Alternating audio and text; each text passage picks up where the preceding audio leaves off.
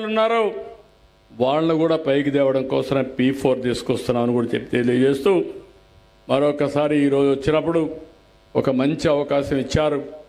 నేను చేయాల్సిన పనులన్నీ చేస్తున్నా, మీరు కూడా పూర్తిగా అర్థం చేసుకుని సహకరించాల్సిందిగా మరొకసారి కోరుకుంటూ, ఇక్కడ పిల్లలందరూ వచ్చారు. తల్లికి వందనం ఇస్తున్నానని వారంతా కూడా పిల్లలందరూ వచ్చారు. వాళ్ళందరికీ చెప్తున్నా, మీ అందరికీ తల్లులు చెప్తున్నా, తండ్రులు చెప్తున్నా, ఆ పిల్లల్ని బాగా చదివించే బాధ్యత ఈ ఎన్డీఏ ప్రభుత్వం తీసుకుంటామని మరొక్కసారి అందరికీ హామీ ఇస్తూ, ఇప్పుడు ఇక్కడ బంగారు కుటుంబాలు అదే మరి మార్గదర్శులు ఉన్నారు, ఒకరిద్దరిని మాట్లాడిస్తాం. ఏ విధంగా ఈ కార్యక్రమం జరుగుతుందో మీకు ఎక్స్ప్లెయిన్ చేస్తాం.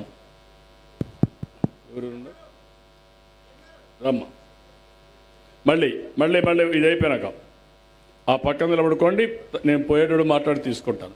బయట రమ్మ, ఒక్క నిమిషమ్మా, అరవద్దండి. నమస్కారం, చెప్పమ్మా, నీ పేరు చెప్పమ్మా. నా పేరు ములపర్తి నవ్యశ్రీ అండి. ములపర్తి నవ్యశ్రీ నా పేరండి. మా అమ్మ మా నాన్నగారు కూలి పని చేస్తూనే బతుకుతారండి. రెక్కాడి దగ్గర డొక్కాడిన జీవితాలండి మావి. అటువంటిది మేము ముగ్గురం ఆడపిల్లమండి. అందులో మొదటి కుమార్తె నేను. నా పేరు నవ్యశ్రీ. ఒక అమ్మాయి వికలాంగురాలండి. పుట్టుక నుంచే తన పని తను చేసుకోలేదండి. మా అమ్మాయి చేయాలి ఏ పనైనా కూడాను. అటువంటిది మీ మీ పరిపాలన, బాబు గారి పరిపాలనలోనే మాకు అప్పుడు పెన్షన్ మంజూరీ చేయించారండి. అలానే బాబు గారి పరిపాలన మాకు ఇదివరకు ఇల్లు కూడా ఉండేది కాదండి. ఒక ఈ అద్దెంట్లో ఉండేవాళ్ళమండి. మేము అందరం కూడా అక్కడే తిని అక్కడే ఉండేలాగా ఉండేదండి. అటువంటిది బాబు గారి పరిపాలనలోనే మాకు కాలనీ శాంక్షన్ చేశారండి. బాబు గారికి ధన్యవాదాలు, థ్యాంక్స్ చెప్తున్నానండి. అలాగే అప్పుడు గత ప్రభుత్వం మారాక అంతకుముందు మాకు కాలనీ ఇప్పించారు, సగం నిర్మాణం జరిగిందండి. మళ్ళీ ఇప్పుడు జగన్ పరిపాలన వచ్చాక మాకు ఎటువంటి ఫండ్స్ కానీ ఏమీ రాలేదండి. అలాగే సగం నిర్మాణంలోనే ఉందండి మాకు. ఇంకా డోర్స్ కానీ అవి ఏం పెట్టించలేదండి.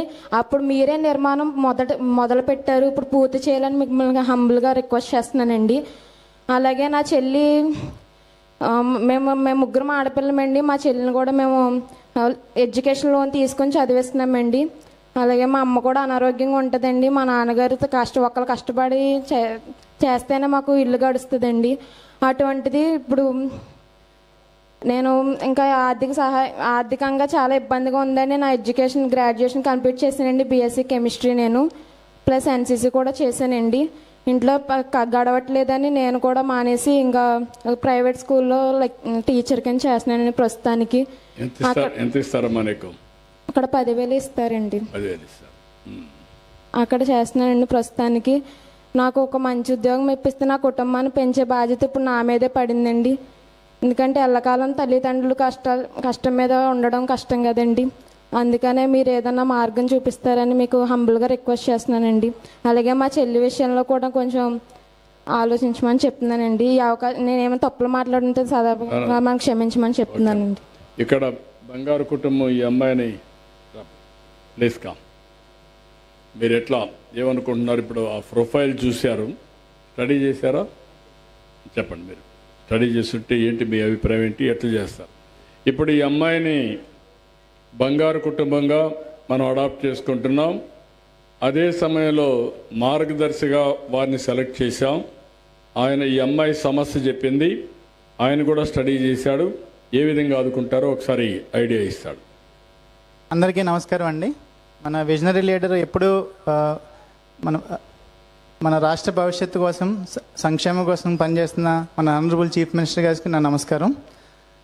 ఇందాక చీఫ్ మినిస్టర్ గారు చెప్పినట్టు నేను కూడా చాలా చిన్న కుటుంబం నుంచి వచ్చానండి. నా చదువు అంతా గవర్నమెంట్ స్కూల్లో జరిగింది. తర్వాత స్కాలర్షిప్ తెచ్చుకుని బిర్లా ఇన్స్టిట్యూట్ అయినటువంటి బిట్స్పిల్ అని రాజస్థాన్లో నుంచి నేను ఆర్గానిక్ కెమిస్ట్రీలో PhD కంప్లీట్ చేశాను. తర్వాత మన ప్రాంతానికి ఏదైనా చేయాలని ఇదే తాళ్ళపూడి మండలంలో ఠాగూర్ ల్యాబొరేటరీస్ అనే సంస్థను ప్రారంభించామండి. దానికి నేను మేనేజింగ్ డైరెక్టర్గా ఉన్నాను ఇప్పుడు. ఆ సంస్థ స్టార్ట్ అయింది కూడా 2017 సంవత్సరంలో మన గత ప్రభుత్వంలో సీఎం గారు ఇంట్రడ్యూస్ చేసిన సింగిల్ విండో పథకంలో చాలా ఈజ్ ఆఫ్ డూయింగ్ బిజినెస్లో ఆ సంస్థ స్టార్ట్ చేయడం జరిగింది. ఈరోజు ఆ సంస్థ నుంచి 1,500 మందికి మేము జీవనోపాధి కల్పించగలిగామండి. దాంట్లోనే 90% మంది మన గ్రామాల నుంచే తీసుకుని ట్రైనింగ్ ఇచ్చి రిక్రూట్ చేసుకోవడం జరిగిందండి. అదేవిధంగా ఇప్పటివరకు మాకు P3 వరకు తెలుసండి, పబ్లిక్ ప్రైవేట్ పార్ట్నర్షిప్ అని. దేశంలో ఎక్కడా లేని విధంగా 4వ Pని పీపుల్ అని ఇంట్రడ్యూస్ చేసి జీరో పవర్టీ స్కీమ్ కింద మన సీఎం గారికి వచ్చిన ఆలోచనని మనం నిజంగా చాలా గర్వించదగ్గ విషయం అండి. ఇది దేశంలోనే ఫస్ట్ టైం మన ఆంధ్రప్రదేశ్లో చేస్తున్నారు. సో మా వంతు బాధ్యతగా మేము ముందుకు వచ్చామండి. ఈ కుటుంబం స్టడీ చేసాం. వాళ్ళకి అన్ని రకాలుగా చదువు కోసం, వాళ్ళ ఆరోగ్యం, వాళ్ళకి రేపొద్దున మంచి భవిష్యత్తు తీసుకొచ్చి పవర్టీ లైన్ నుంచి పైకి వచ్చి బెటర్ స్టాండర్డ్ ఉండేలాగా మేము బాధ్యత తీసుకుని అన్నీ చూసుకుంటాం సార్. టెంపరీగా ఏం చేయగలుగుతారు? ఈ అమ్మాయిని, ఆ అమ్మాయి బీఎస్సీ, అవును ఆ ఇంట్లో ఒక అమ్మాయి దివ్యాంగురాలు, అవును. ఇంకొక అమ్మాయి ఏం చేస్తుందమ్మా? బిఎస్సీ నర్సింగ్ చదువుతుందండి ఇంకొక ధవళేశ్వరం. అమ్మాయి బీఎస్సీ నర్సింగ్ చేస్తుంది. అవునండి. ఇప్పుడు ఈవిడ అమ్మా నాన్న ఇద్దరు కూలి పని చేస్తారు. అవును ఎట్లా చేస్తారు? 5 మంది కదమ్మా? 5 మంది. 5 మంది. నువ్వు కూడా అమ్మా, నువ్వేనా? ఇట్లా మీ ఇద్దరు రండి, ఇట్లా ఇక్కడ నిలబడుకోండి. ఆ పాపను తీసుకొచ్చి నిలబెట్టు. మెల్లిగా మెల్లిగా.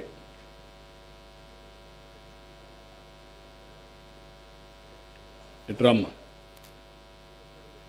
నీ పేరేంటి? శ్రావణి అండి. రా.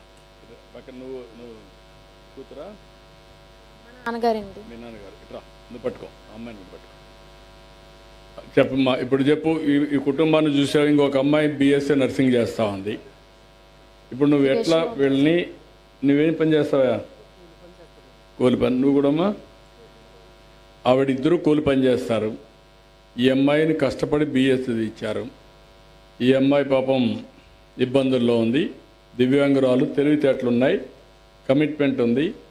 ఆ అమ్మాయికి కూడా మనం కానీ పని చేసుకునే అవకాశం ఇవ్వగలిగితే కొంతవరకు ఉపయోగపడుతుంది. ఆ కుటుంబానికి ఇప్పుడు ఒక 6,000 రూపాయలు దివ్యాంగురాలు పెన్షన్ ఇస్తున్నాం. ఇల్లు పెండింగ్ పడింది, ఇప్పుడే కలెక్టర్కి ఆదేశాలు ఇస్తున్నా. ఆ ఇంటిని పూర్తి చేసే బాధ్యత నాది. అది కూడా ఇమ్మీడియట్ కంప్లీట్ చేపిస్తాను, దాంట్లో సెకండ్ థాట్ లేదు.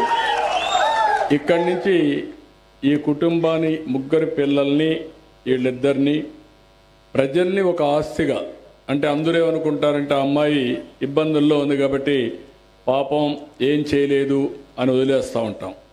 వాళ్ళు కూలి పని చేస్తారు కాబట్టి వాళ్ళకేం పని, కూలి పనే కదా, మనం ఏం చేయలేమని వదిలేస్తాం వాళ్ళ కర్మని. అట్లా కాదు. మీరు స్కిల్ బిల్డింగ్ చేసి వాళ్ళ ఆదాయాన్ని పెంచుతూ ఈ 3 పిల్లల జీవితాన్ని బాగు చేసే బాధ్యత నేను నా చేతుల మీద నుంచి మీ చేతుల మీదకి అప్పచెప్తున్నా. ఏం చేస్తారో చెప్పండి మీరు. తప్పనిసరిగా బాధ్యతను తీసుకుంటాం సార్. మొత్తం ఈ ఫ్యామిలీని పిలిపించుకుని వాళ్ళు ఏమనుకుంటున్నారో వాళ్ళ సలహాలు కూడా తీసుకుంటాం సార్. ఇప్పుడు అమ్మాయి చదువుతుంది కాబట్టి ఇంకా అమ్మాయికి చదువుకునే ఇంట్రెస్ట్ ఉంటే కనుక ఖచ్చితంగా మాస్టర్స్ చదివిస్తాం సార్, ఎంఎస్సీ చేయిస్తాం అమ్మాయి చేత. తర్వాత అమ్మాయికి జాబ్ ఇంట్రెస్ట్ ఉంటే కనుక మా సంస్థలోనే జాబ్లో కూడా తీసుకుంటాం సార్ ఆవిడని. Thank you very much sir. Thank you. ఇప్పుడు ఇద్దరు కూడా, ఇంకొక అమ్మాయి ఉంది, ఆ అమ్మాయిని ఎంఎస్సీ నర్సింగ్ కూడా చేయించచ్చు మీరు. వీళ్ళిద్దరిని చదివిస్తే జీవితాలు బాగుపడతాయి. ఈ అమ్మాయిని ఎంఎస్సీ ఉద్యోగం, ఆ అమ్మాయిని కూడా ఎంఎస్సీ నర్సింగ్ చేసి బెస్ట్ ఉద్యోగం ఇప్పించడం ఒకటి. వీళ్ళిద్దరూ ఏ పని చేసుకోగలుగుతారో వాళ్ళకు కూడా ఒక ఉపాధి కల్పించి స్కిల్స్ డెవలప్ చేసి కొంత ఆదాయం వచ్చేట్టుగా చేయడం. ఈ పాపను ఏం చేయగలుగుతారో కూడా ఆలోచించండి. అలాగే అండి. కలెక్టర్ గారు కూడా మాకు చెప్పారండి, ఆవిడతో కూడా మేము కన్సల్ట్ చేసి ఏం చేయగలిగితే బెస్ట్ మేము చేస్తాం సార్. ఈ ఫ్యామిలీ మీరు కొంత డబ్బులు పెట్టుకుంటారు కదా? పెట్టుకుంటాం సార్. నమ్మకమే కదా? నమ్మకమే సార్. ఒక రోజు కాదు, short term, medium term, long term. మీ ఇంట్లో మీ పిల్లలు ఎంత పైకి వచ్చారో అంత పైకి దాకపోయినా వాళ్ళ తర్వాత వీళ్ళ బాగు చేసే బాధ్యత మీది, చేస్తారని హామీ ఇవ్వండి. తప్పనిసరిగా హామీ ఇస్తున్నాం సార్. వాళ్ళకి ఓపుకుండి వాళ్ళు చదువుకున్నంత వరకు మేము చదివిస్తాం సార్. వాళ్ళు అమ్మాయి వినకపోయినా చెప్పి ఒప్పించి చదివించాలి. మీ పిల్లలైతే వదిలిపెడతారేంటి మీరు? చేయాలా? ఆ కన్సల్టెన్సీ ఉండాలా, కన్సర్న్ ఉండాలా, ఎడ్యుకేట్ చేయాలి పిల్లల్ని. ఇంకొక పక్క వాట్సాప్ గ్రూప్ పెట్టుకోండి. టైమ్లీ నిర్ణయాలు వాళ్ళు ఏం చేయాలని మీరు గైడ్ చేయడం. ఒక కుటుంబ పెద్దగా ఎట్లయితే గైడెన్స్ ఇస్తామో, మెంటరింగ్, గైడెన్స్, అసిస్టెన్స్ అన్నీ ఇచ్చి వాళ్ళ పైకి తీసుకొచ్చే బాధ్యత మీద గవర్నమెంట్ ఇచ్చేది ఇస్తాం.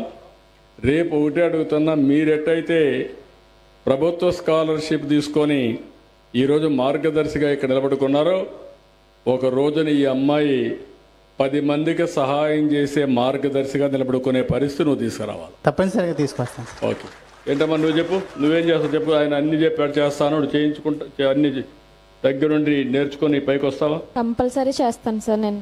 ఓకే చెప్పు, మా అందరికి ఒక హామీ, నీకేం అర్థమైంది దాన్ని బట్టి చెప్పు. చంద్రబాబు గారి సహాయంతో, మార్గదర్శన్ గారి సహాయంతో నేను కంపల్సరీ చదువుకుంటాను సార్. నేను ఇంకా గివ్ అప్ ఇవ్వకుండా ఇంకా కూడా నేను చదువుకుందామని నేను ఆలోచిస్తున్నాను సార్. అలానే ఇప్పుడు సార్ ఎలా మార్గదర్శి కింద ఉన్నారో అలాగే నేను కూడా అలా రేపొద్దున మంచి పొజిషన్లో ఉండి నేను కూడా అలా చేయాలని అనుకుంటున్నాను సార్. ఇదొక రోల్ మోడల్గా నేను తీసుకుని కంపల్సరీ కంటిన్యూ అవుదామని అనుకుంటున్నాను. థ్యాంక్ యూ, అవకాశం ఇచ్చినందుకు మీకు ధన్యవాదాలు సార్. ఇది నా ఆలోచన. వారు చెప్పింది ఇప్పుడు మీరు విన్నారు.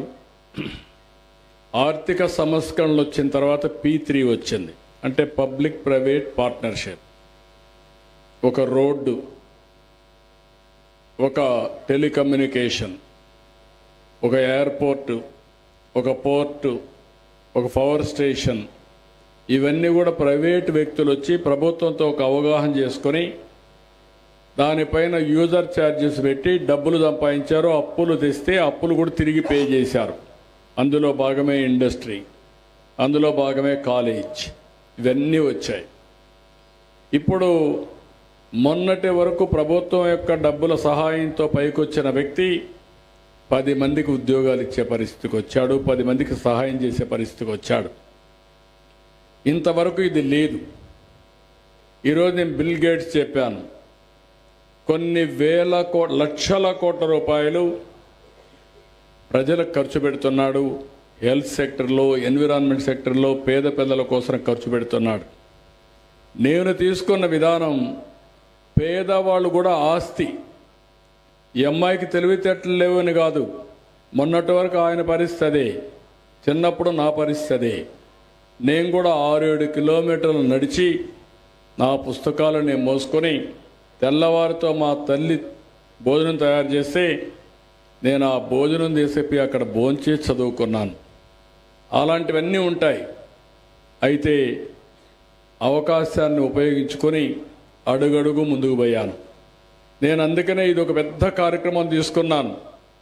ఆగస్టు 15కంతా 15 లక్షల బంగారు కుటుంబాలని, కనీసం 1 లక్ష మంది మార్గదర్శులు తయారు చేసి పెద్ద ఎత్తున టాటా, బిర్లా, అదానీ, మన రాష్ట్రంలో ఉండే జిందాల్ అందరిని పిలుస్తున్నా. మీ శక్తి ఎంత ఉందో వాళ్ళు కొన్ని 100,000 కోట్ల రూపాయలు ఖర్చు పెడుతున్నారు.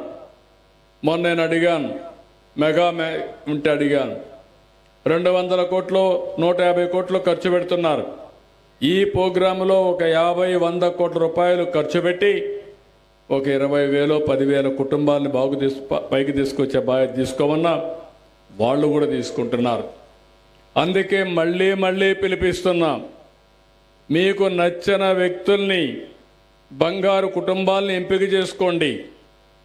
కానీ అన్ని ప్రభుత్వం చేయాలి, ఇంకా మాకు ఇన్సెంటివ్స్ ఇవ్వాలి, మేము మాత్రం బాధ్యత తీసుకోమంటే కరెక్ట్ కాదు. నేను అందరికీ విజ్ఞప్తి చేస్తున్నా, వెంటబడతా, వాళ్ళ దగ్గర చేపిస్తా.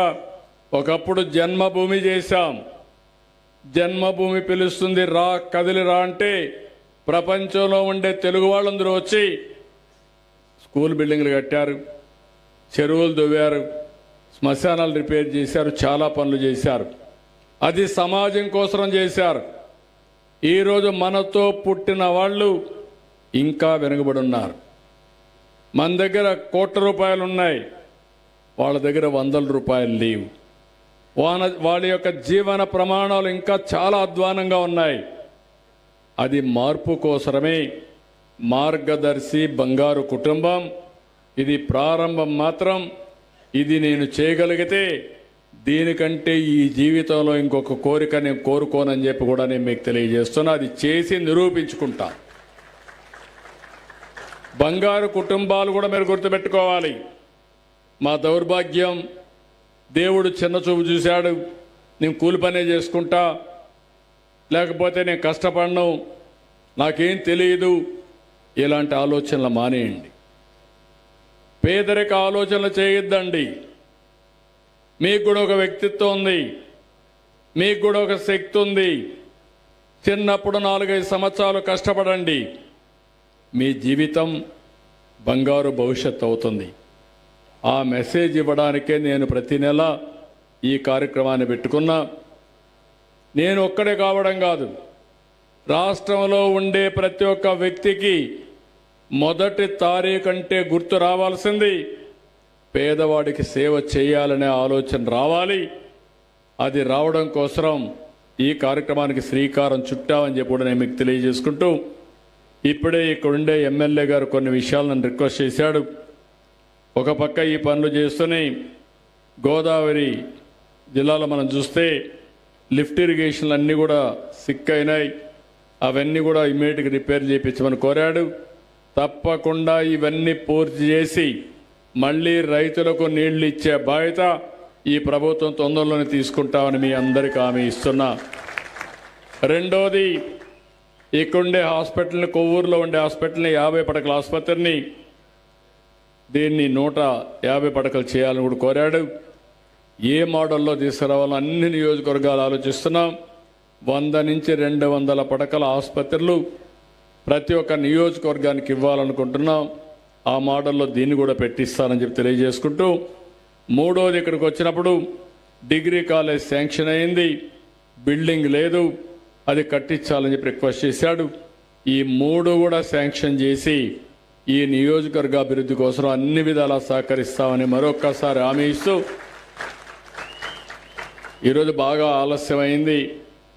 నేను వచ్చే హెలికాప్టర్ అయితే వాతావరణం సహకరించకుండా సగం దారికి వచ్చినాక మళ్ళీ గన్నవరం పోయి మళ్ళా ఫ్లైట్లో వచ్చే పరిస్థితి వచ్చింది. ఏదేమైనా మీ ఊరికి రావాలనుకున్నా వచ్చాను, మీ దర్శనం చేసుకున్నాను, చాలా సంతోషం.